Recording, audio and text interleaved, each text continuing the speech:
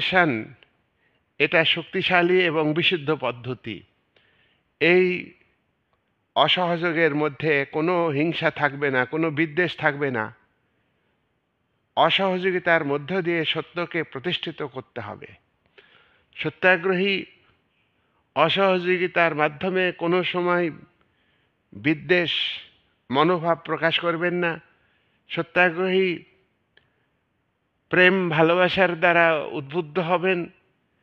সত্যাগ্রহী একটা এমন আন্দোলন, এমন একটা বিষয় যেটা পৌঁছানো দরকার সত্যাগ্রহীকে, সেটা পৌঁছাতে গেলে অসহযোগিতা করতে হবে। এই অসহযোগিতা এটা কিন্তু হিংসার যে পথ, বিদ্বেষের যে পথ, তার থেকে অনেক বেশি শক্তিশালী।